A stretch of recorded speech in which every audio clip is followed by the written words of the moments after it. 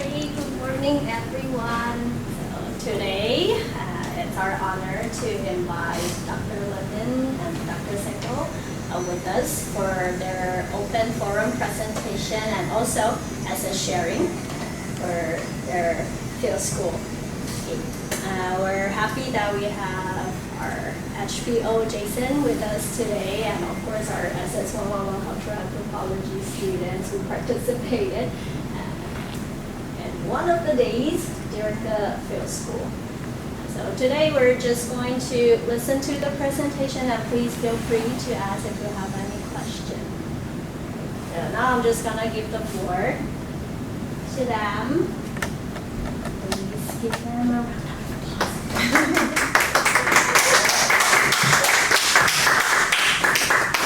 Good morning, everyone. My name is Maureece Levin. I am an assistant professor of anthropology at the University of Arkansas at Little Rock. I am an anthropological archaeologist and archaeobotanist. I'm really interested in the ways that people produced food and interacted with plants and managed landscapes in the past. And I'll let my colleague introduce herself. So I'm Katherine Seikel. I work for Environmental Research Group in the U.S. It's a cultural resources and environmental resources consulting firm. So I'm here on my off time because I did my grad work here on the island looking at large-scale stone architecture in the past. And Maureece was kind enough to invite me back to this field school and continue working with her on continuing projects like that. All right, so let's get started. So I wanted to start by first introducing archaeology because I think a lot of people don't necessarily know what archaeology is and why we do what we're doing. So basically, archaeology is the study of the human past through material remains that people leave behind. So this can be things as large as houses, as small as microscopic bits of food remains from meals in the past, and it can be anything from the dawn of humanity to really modern day. So there are archaeologists who studied stuff that happened not terribly long ago, and there are archaeologists who studied stuff that happened a really long time ago. I look at archaeology as one important way that we can access knowledge of the human past. So it is not the only way. There are, of course, many other ways. There's history, and there's oral traditions and oral history, and there are all different sorts of ways that we can access information about the human past. Archaeology is specifically oriented towards the material, and it provides a unique set of data that I hope works in tandem with other types of knowledge to help provide a broader picture.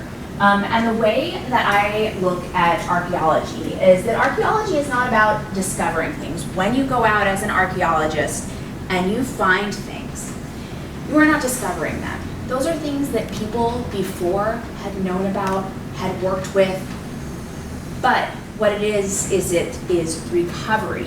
It is placing that item in its previous context, trying to better understand how it existed, trying to recover some of that knowledge, some of which may be lost and some of which may not be. So this is archaeology, and this is what we're trying to do.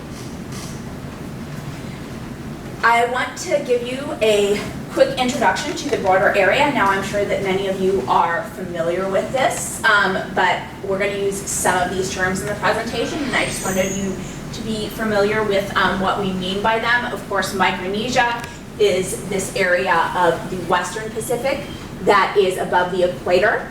Melanesia is below the equator in the Western Pacific, and then Polynesia is in this triangle between Hawaii, Rapa Nui, and New Zealand, Aotearoa. So these are we really use these more as geographical shorthand more than anything else. Obviously, there is a ton of diversity in Micronesia. Whether or not Micronesia is a culture area is something that is kind of debatable, but it is a geographical area, and so that's why we use the term. In an archaeological context, a lot of the times it can be a lot easier to talk about the area in terms of what we call near Oceania and remote Oceania. So near Oceania is really just part of what we think of as Melanesia. This is the area that people settled in the Pleistocene, tens of thousands of years ago. People entered the island of New Guinea, they settled this area, and they slowly spread their way out through much of this archipelago here, the Bismarck Islands, and then much of the Solomons as well. And this was well before any agricultural practices. People were slowly learning to voyage here, developing complex systems of navigation.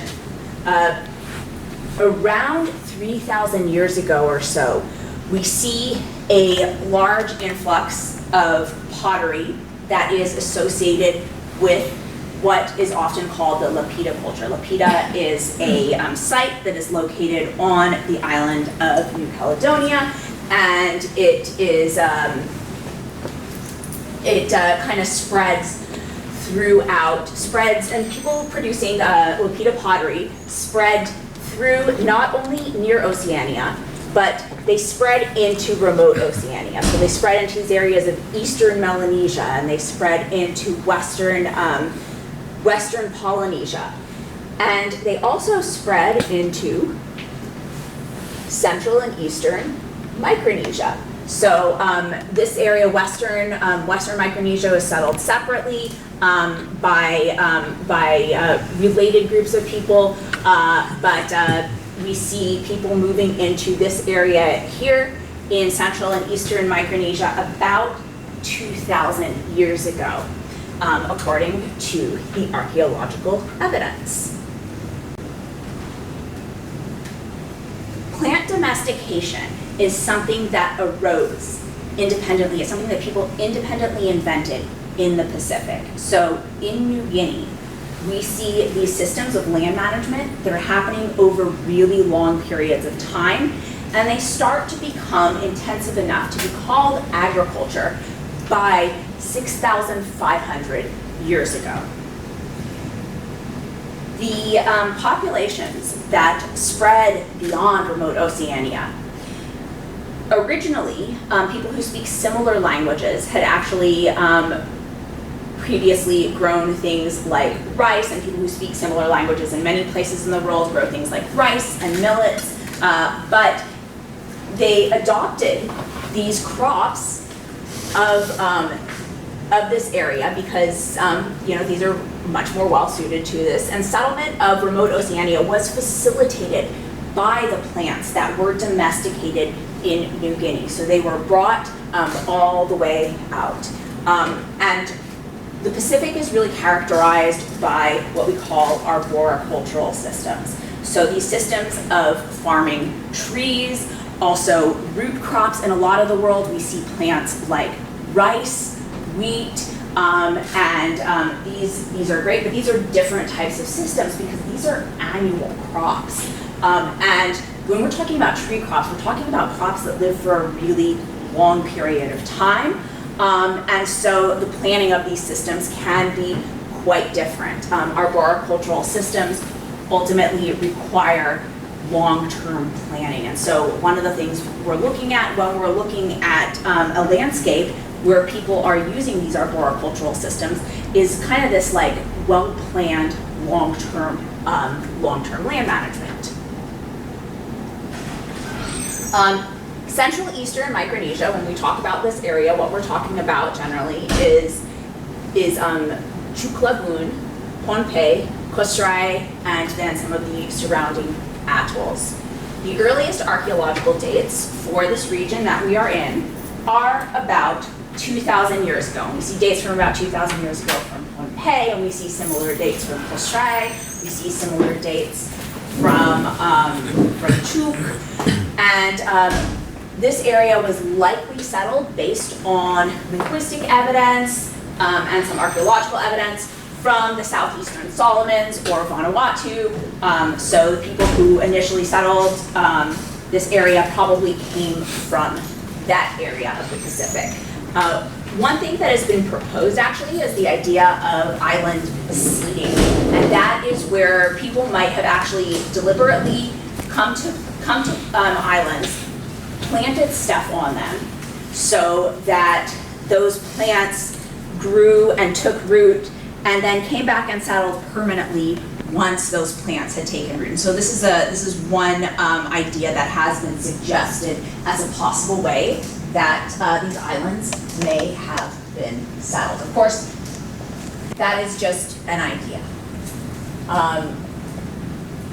So, in our particular project, we are interested in how Pohnpeians have obtained food in the past and how this has changed over time.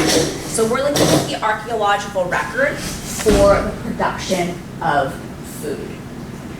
We're interested in the ways that Pohnpeians improved their landscapes for food production in the past. So how did Pohnpeians make their environment in the past into a place where the island is at where it's at today, where we've got this gorgeous garden landscape? It's not just naturally like this, right? It's Pohnpeians that built the island like this, and Pohnpeians in the past who really made the island what it is today. And we're looking at how Pohnpeians structured their lands in the past and how this has changed over time. So are the landscapes that existed 2,000 years ago, 1,500 years ago, 1,000 years ago, are they different than the landscapes of today? If so, how? What are some of the different things people have done more recently? What are some of the different things that people did long ago? We want to understand the long-term trajectory. And I am going to turn this next slide over to my colleague, Kat. All right, so one of the tools we use to address this, specifically on an island with as much vegetation as Pohnpei has, is LiDAR. And so what is LiDAR? Well, LiDAR is particularly a laser that they use either from satellites or planes that scans landscapes and can actually, you can use specific models to remove vegetation. And so we were very fortunate to have a colleague that came to us wanting to do LiDAR work here. He started on Shenwen and has been working on doing a LiDAR model for the entire island. And so part of what we're doing here with UC's research is using that LiDAR and helping them ground truth some of the digital data while looking at our research questions.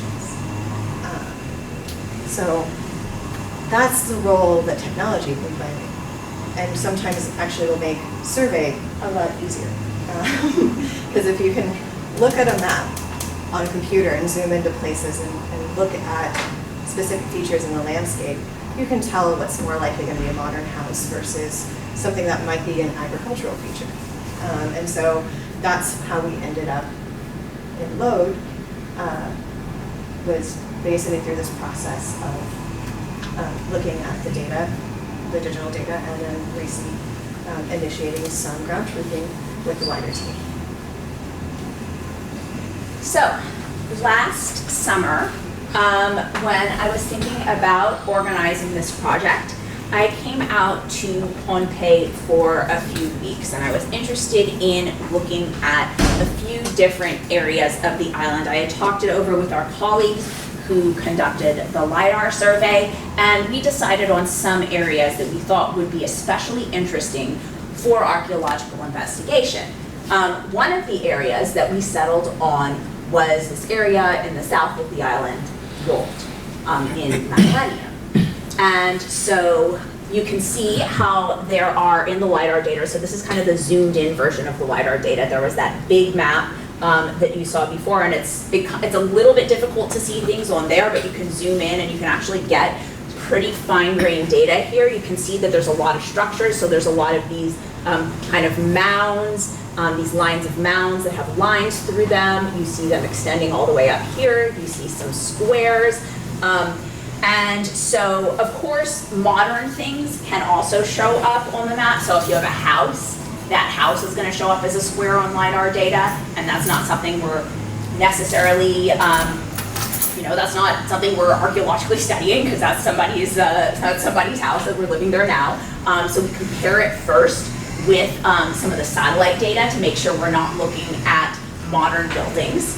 And then afterwards, we actually take a trip there. So what I did was I went with the Pohnpei State, with some of the folks from Pohnpei State Lands, and what we did is we walked around some of these areas and tried to figure out what some of these features looked like on the ground. And so here are some of my pictures from 2024.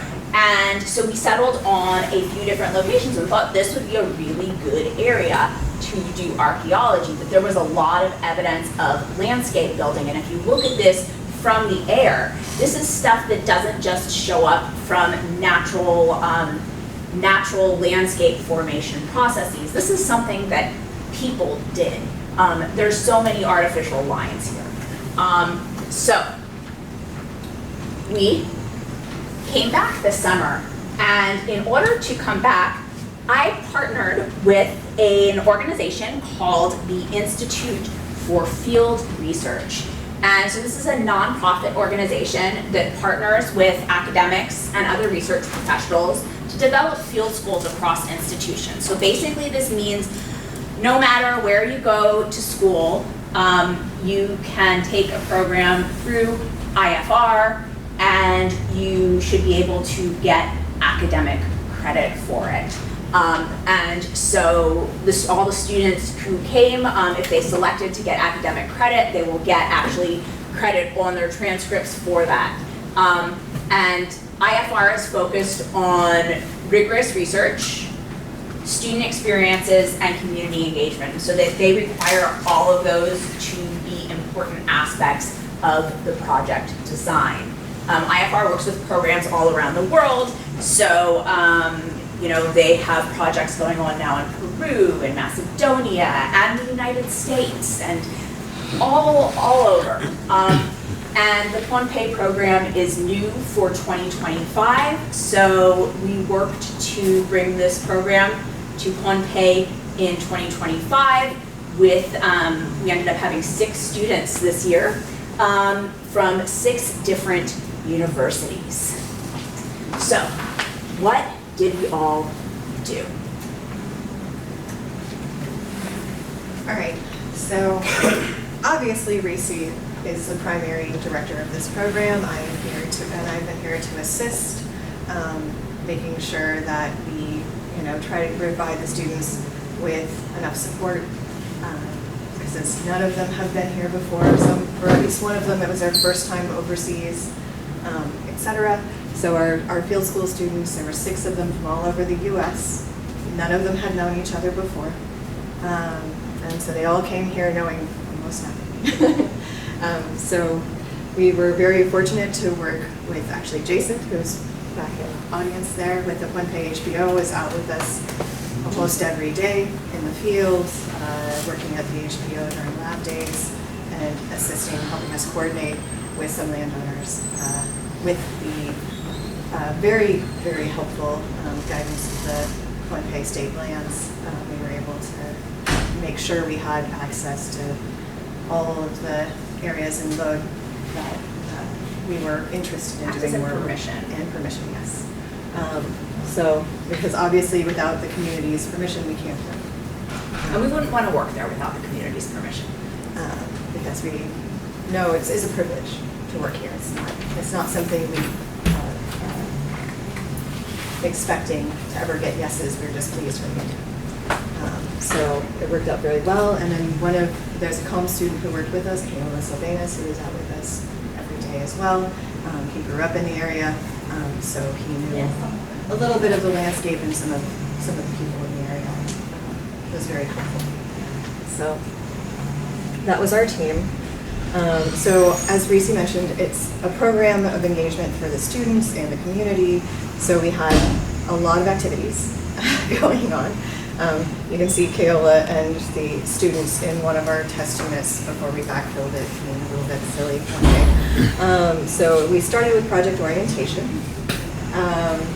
So the students got to meet Keola and Jason.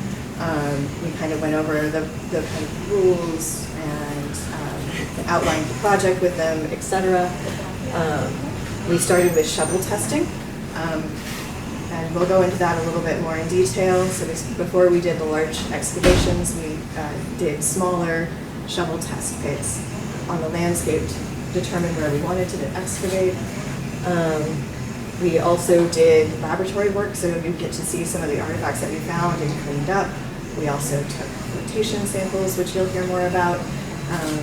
And so those were all processed either back, here in Bologna at the HPO or at our hotel. And then, of course, we did some more ground truthing because we're here, why not? So working with the HPO and lands, we were able to go to 2 locations in Kichi, which we'll go into more detail about, to do some more ground truthing from some of the LiDAR that is available for that area. And then we had lots of field trips, mostly on the weekends. But also a couple scattered during the weekday. So we were very fortunate to be able to take the students to Madolenihmw and Caproy and Atoll. We also were invited with the HPO to go to one of their site visits in Socas Island. And of course, we also took them to the petroglyph site. So, and then obviously working with the HPO and lands was crucial to the success of this, and then we were very fortunate to have students from Pohnpeian come out for a day and excavate with us. So you'll see some artifacts up here, but so some of the artifacts that we found is surface finds. So when we go out and we're walking around on the landscape, we're always also looking out for items on the surface that might tell us where there might be a site or something that had happened in the past. And so these are this is what it looks like when you find them. So we always leave them in place and take photos and document them in place before we take them back to the lab and clean them up before we hand them over either back to the landowners and or the HPO based on our permission agreements with the landowners. And so we were very fortunate. We found rather a lot of ceramics and glass on the surface that were integral to helping us determine where we wanted to put some of our test units. But of course, before we decided that as well, we also did some shovel testing. And so what is a shovel test? As it turns out, some of you might find this rather amusing, but Jason and Keola likened it to digging a yam pit. It's very much a similar sort of process. So we dig down in 20 centimeter increments, and it's about 1 foot in diameter. And we maybe dig down 2 feet or so. And so we screen all the dirt, and what we're trying to do is get a better feel for soil profiles across the landscape. And so if we, dig one shovel test pit in one location, and then we dig another one sort of 20 meters over there, and they have different soil profiles, then we have a better idea of landscape formations and differences in soil types that might indicate places where we want to dig, especially if we find things like charcoal, which is evidence of either burning across the landscape in the past in some cases, or it could be evidence of a feature, like a former cooking hearth or an or anything like that. And so we do shovel testing first when we do the ground surface survey, and then we go back and do excavation. And so we were really excited, at least in a couple of shovel test pits, we got rather a lot of charcoal, more than we were expecting in some locations. And, others not so much, but, that's normal. That's happens all around the world. I dug more shovel tests that didn't have much of anything in them than shovel tests that had things in them. So we decided for our first 2 units, we were actually going to excavate near where most of the historic material that you see samples out on the table in front here were. So we were on the landscape, and we found a grouping of Japanese ceramics and glass. And so we decided that would be a great place because it was also at the edge of a mound. And so we did one test unit sort of on the side of the mound and then one test unit on the top. And so both of them were 2 meters by 1 meter. And the deepest one went down to 90 and the other one went down to 60. So the only reason the one went down to 90 is because we found a charcoal feature actually, which will pop up here later in one of the test units. We also occasionally had visiting animals on site. And so basically we wanted to determine what the construction of the mound looked like, what was different in the soils. One of the units was closer to where most of the surface artifacts were found, and we found some artifacts below surface as well. And of course we screened all of the dirt, just like we did for the shovel test. And so part of the reason why we do that is so we can find the smaller artifacts and charcoal and small things that you might not notice as you're digging things up. So as you'd imagine you'd find a beer bottle in an excavation unit that's that complete, like the one up here. That's really obvious, but when you get into really small items, it's easy to miss them, so that's why we screen the dirt. And yes, we put all the dirt back in the hole once we finish. So these are some of our artifact photos. Most of the artifacts were found over by test unit 2, which is the unit that went down to 60 centimeters. And I believe all of the artifacts that were subsurface were about, from the ground surface down to about 20 centimeters below, which would have been about that deep. And then there was just sort of scattered charcoal under that. And so we have here a stone that was very clearly modified. So we think it might have been used with the aid of like a stick and something else to start fire. We have a framing nail, which is about 4.5 inches long. That was found in the test unit. We have at least one complete bowl and fragments of multiple others. And then we had here a very small bead that was found in one of the units. That was found in the screen. So that's the reason why we screen. And so we had in feature 1, we didn't really have a lot of artifacts, but as it turned out, once we got down to about 47 centimeters, we started uncovering a feature. So, and this is a burn feature, so it's all charcoal. And so as you can see here, it's taking up quite a bit of the unit, and we platformed it. And so what we did, once we realized it was a feature, we started platforming it so then we could excavate it separately, collect all the soil, and then treat, then we floated that through the process called flotation. So that way we could get as much charcoal and other material out of the soil as possible that we might otherwise lose if we screened it like we would have the rest of the dirt from the unit. So it was very exciting.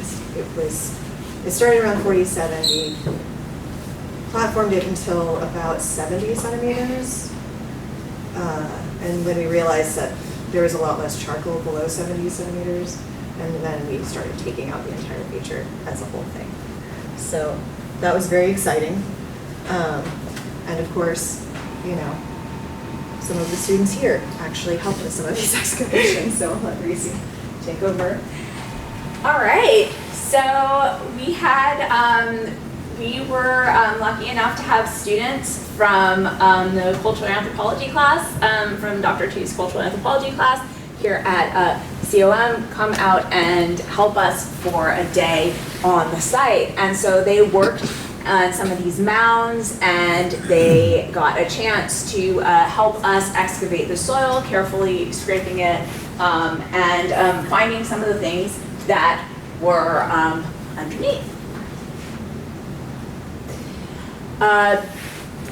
After we finished the mound excavations, we did another excavation, and we did these on what I'm calling mounded terraces. So there's this kind of like rolling landscape features. These were actually next to another mound, and they were pretty small. They were about 20 meters of elevation, so it kind of went like this. Sorry, not meters, centimeters. And we put in a 3-meter by 1-meter unit cutting across the mounding. And so here's a mound here and a mound here. And the idea was to learn more about how these mounds were built and how they were used. So we had actually done shovel tests here before, and we recovered a lot of charcoal from it. We also saw some differences in the soil layers, and we wanted to get a better look at that. And so that's why we put this larger excavation in here. And so we recovered a lot of charcoal from that. You can see pretty clearly that there is a line here that is indicating where the soil was, may have been piled on top to build the mounds. The stratigraphy of this does look like it is definitely made by humans. This is what the soil profiles look like, and so this is basically what we did was we took the side here, one of the sides here, and we draw those to scale very carefully. And so this third layer, you can see this third layer going across the bottom, where that's kind of like the surface layer of soil. And then you can see the mounding taking place on top of that. And we characterize all of the soil very carefully so that we can better understand it. We look at what the texture of the soil is, and we look at what the color of the soil is as well. We also did a little bit of mapping of surface features.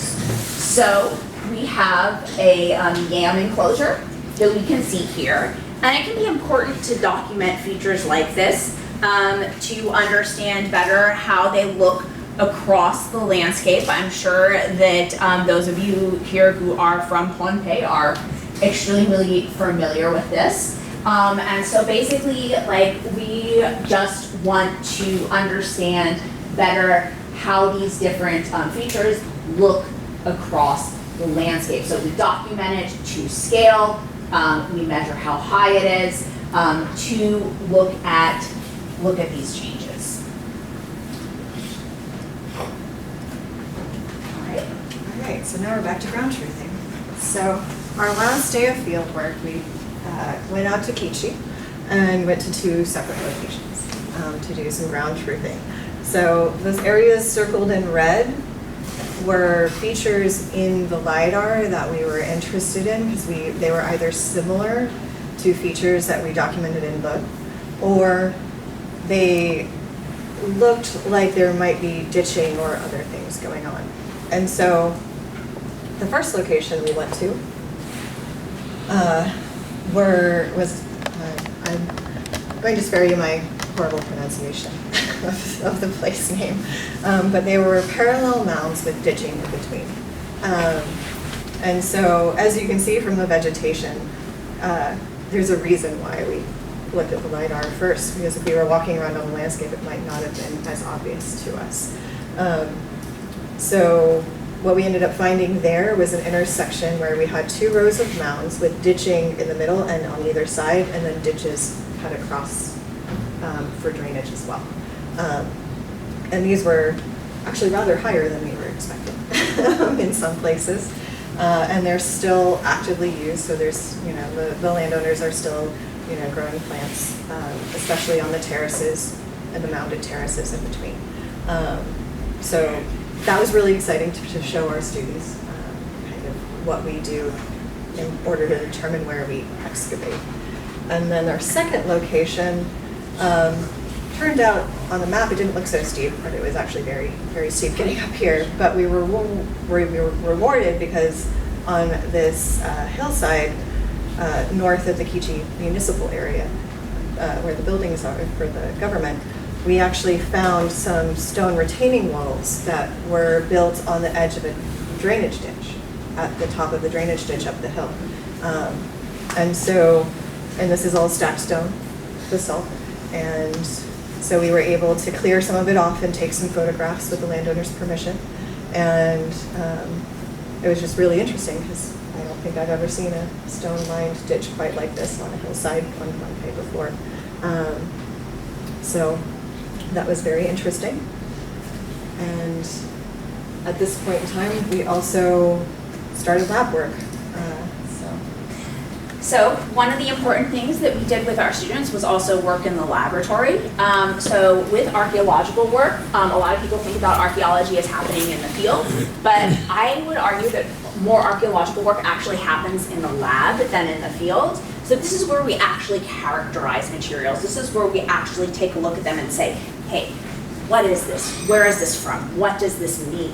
And these can be analyzed in depth to better understand what they can say about the people who made them and worked with them. Because ultimately in archaeology, we're interested in people more than the objects. So we're interested in what the material record can tell us about people.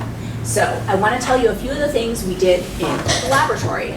One of the things we did was when we got artifacts back to the laboratory, we first gently cleaned them so that they could be cleaned. So they aren't, we don't scrub to get them real clean, but we scrub them enough, we clean them enough so that we can see the surface of the artifact, so we can better understand what it is. And you can actually see things and interpret things a lot better a lot of the time if you clean them. So some of these, some of these patterns on these ceramics became much more evident. We have, there was actually one item that we weren't sure what it was, and it turned out to be a little bone that came up in the screen that we didn't know until we actually cleaned it off.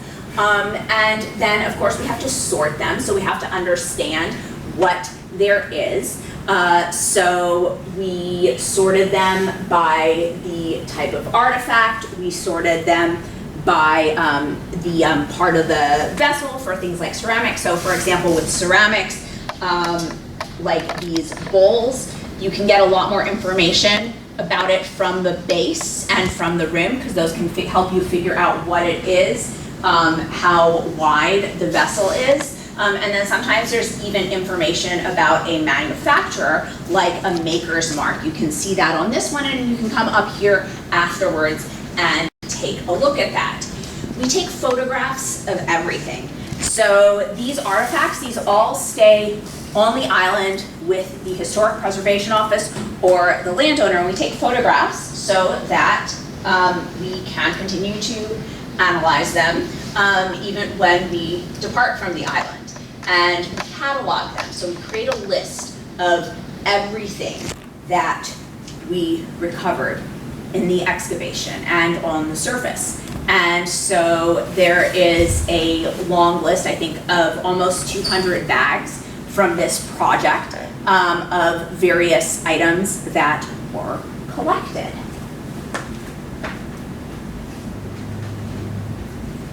We also wanted to take residue samples. So one of the things that I do is I look at microscopic bits of plant remains to better understand the plants that people were processing and using in the past. And one of the ways that I do this is actually taking an electric toothbrush and using distilled water to extract microscopic bits of plants from crevices. So this here is what we think is a sperm whale tooth. And of course, you can come up afterwards and take a look at it. And there is some very clear evidence of modification here. So we can see this indentation here. We can see this indentation here. It kind of looks like there's a hole through it here. And I want to understand why people were modifying a whale tooth. What does it mean? And so what we did was we used this process where we took distilled water and used an electric toothbrush to brush, to coax micro remains out of the crevices, and then poured the water into these tubes. And so these tubes, I will then process these a little bit further and then stick them under a microscope and try to understand what plant remains were sticking on the surface of this. Flotation is a way to recover plant remains from soil that are a little bit bigger. So this is a way to extract small bits of charcoal. This can then be sorted and examined using a low power microscope. So flotation samples we typically look at using about 10 to 50 times magnification. And what you basically do is you take a small sample or a small-ish sample of soil from each context. So for example, we usually take 10 liters of soil from a 10 centimeter level, and then that is put in water, mixed up. The stuff that is light floats to the surface and we skim that off. And so it's a lot easier to find the small plant remains that are in the soil that way. And these are collected from every context to better understand how plants were used at the site. So these were collected from the feature. I believe the feature was 52 liters, and then we collected them from every level as well. And so basically it's sitting there, putting soil and water, skimming off the stuff that is on top of it. All right. So, of course, we couldn't work all the time. And so we took the students so they better understand the history and culture of Pohnpei, since they had no frame of reference before they got here. So these are several photos from various outings. So their first week here, of course, we took them to Madolenihmw at low tide so we could take them out to the seawall and they could see more of the site and how it was constructed out further. And so, you know, that was surprising to them because, of course, they had all sorts of questions about how that got constructed, not being aware of the history of the island and the oral traditions associated. So we told them a little bit of the history while we were out there and a couple of the bits and pieces of what we know of the oral tradition that had been shared with us in the past. And then we took them to Caproy as a kind of way to break up a lot of the work, which of course they very much enjoyed. We took a day trip out to Ant because we had been talking about how, you know, people on Pohnpei have had close relations with nearby atolls and peoples.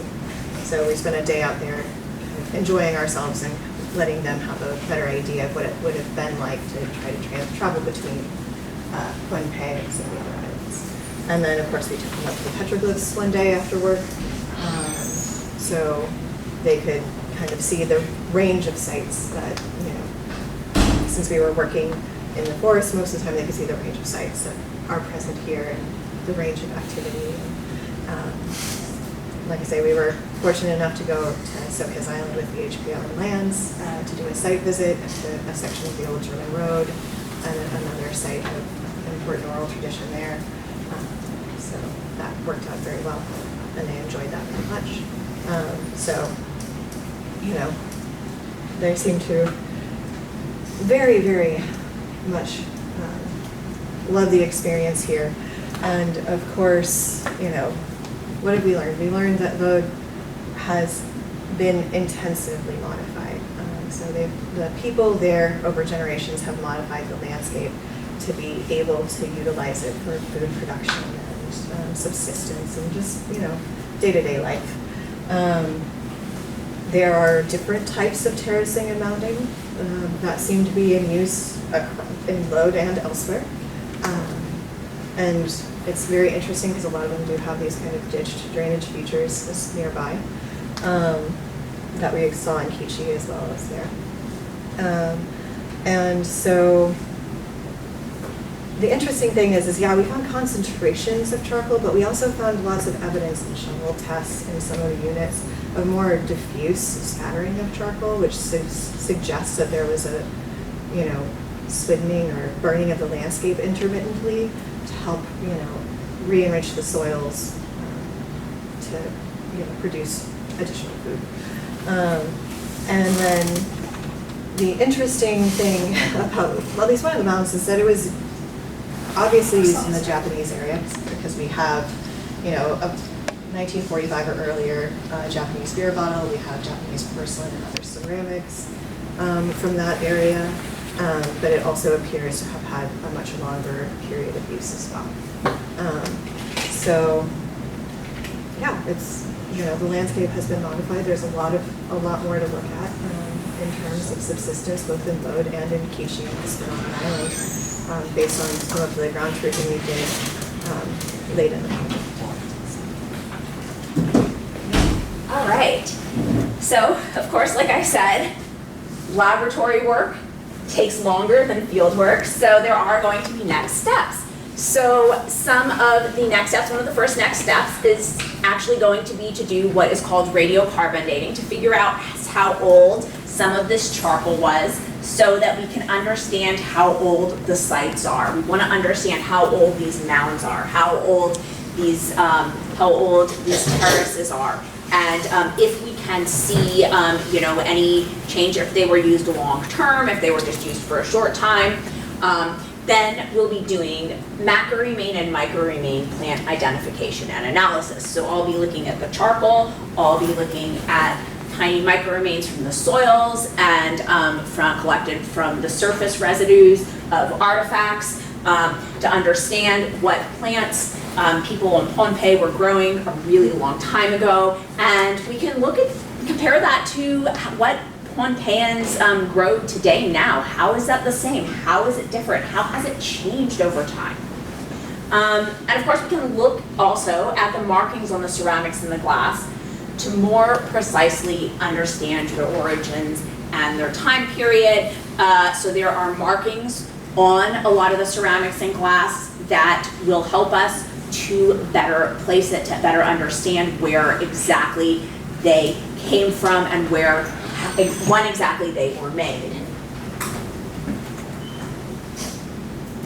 In future years, we are hoping to continue our field school. So we're hoping to run this approximately every other year, and we're aiming to next return in summer 2027. And we are absolutely looking for people to be involved. So please contact me if you would like to partner with us. You can also, we have this slide up here, here's my email, but I can also give you my card. You can talk to Dr. Tu and she can give you my email address. So I would love to talk to anyone who has feedback or wants to be involved more. So, thank you very much. There are so many people who helped to make this project possible. Thank you for hosting us for this talk here, to the Pohnpei State Historic Preservation Office and Lands, who are absolutely crucial in this project, to National Archives and Cultural History Office at National, the Institute for Field Research, our field school students, and our staff. And there are so many people who made this project possible, so thank you.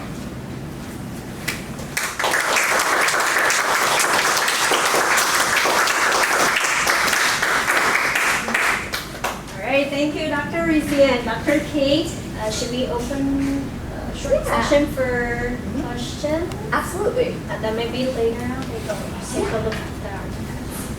Okay, any questions or anything? Thank you. First of all, I would like to comment on your job well done on the things that we don't know about the islands. I'm from Pohnpei and specifically from Kichi, so very interesting. I have two greedy questions. The first one is about IFR. We have students here that I know that they want to go further in their education. How can they use that IFR to help them get scholarship so they can be something like that, come back and do field work and probably further? Yeah, so IFR does have scholarships available. So I think the best thing to do would be to reach out to IFR specifically about that, and I can also talk to them, because one of the things that IFR really wants to do is to make sure that local folks are involved. So we can absolutely work further to try and get students. I would love to eventually have students here be able to take part and actually get credit for it, actually get academic credit. Yeah, and IFR does have scholarships available. So thank you. So that's for you students to think about. So contact her if you're interested. The other question is about, it's mine. Yes. Is there a chance you find coal here? Is there a, sorry, what was that? Is there a chance you guys can find coal here? Coal? Not that we're aware of. Thank you. Yeah, probably not. Actually, we're not Oh, sure. gold. Oh, yeah, no, not that I'm not aware of that. Yeah, we're also not geologists, so we're not as prepared to answer that question.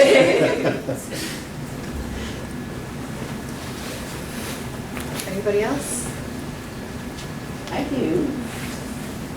With what you found so far when you were shifting to the soil, did you find any evidence of erosion or mudslide account for any of the changes in the layer of the soils that you were looking at? That's a great question. On this project specifically, we haven't found that. I think looking at the soil samples may help us to better understand that, which a lot of that's going to happen in the lab. But we didn't see it. We didn't see it specifically on any of the sites in this project. But you know, that's certainly the type of thing that can show up. So That also could be part of what explained the retaining walls in Kishi. yes, absolutely. Because those were uphill, and it was not Right. Yeah. It was very steep. Yeah. Yeah, so there's a lot of, I mean, like a lot of the stone, it's really common around the world for people to like put a lot of stone architecture, stone retaining walls on steep hillsides because that helps to prevent that erosion.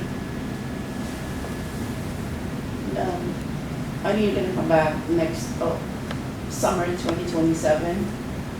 When are you gonna be talking to the people that own the lands that you worked on to link their stories to verify some of the things that you found? We hope to do, yes, absolutely, we hope to. Yeah, I mean, I think that you can't do archaeology without, you know, knowing what the local histories are as well, so, yeah. We're hoping to share this presentation with That's one of the reasons we're recording it. Right. It'll be interesting to see how long, I mean, when you date those items you found. Yeah. Yeah, we know at least the brown bottle there is 1945 or earlier. Otherwise, we're not so sure. You don't have any reason to think that any food remains you may found maybe longer, I don't know, like how many years you would think? Some of them probably are a lot older. So, I mean, in other areas, so I've done some work on Chumwin before, and a lot of that, I found food remains that are up to about 800 to 1,000 years old there. So, And what kind of food plants were those? there are things like banana, Obviously, but. breadfruit. A lot of the same stuff that people eat today, actually. So basically the same. But I'll be interested to find like petals. Yeah. Oh, yeah. It's possible. Yeah, it's absolutely possible. Thank you. One last question from anyone, our students? Any other questions?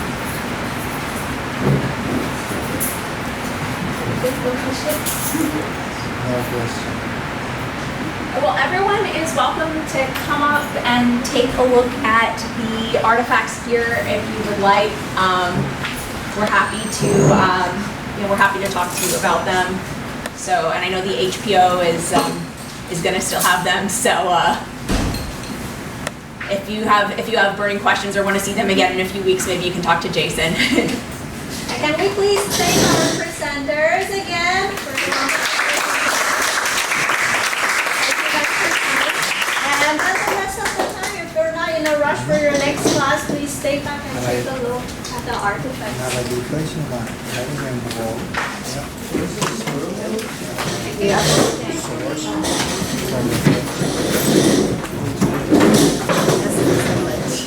So the French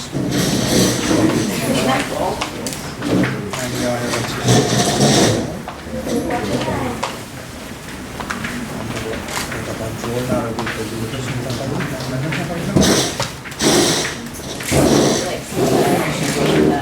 layering.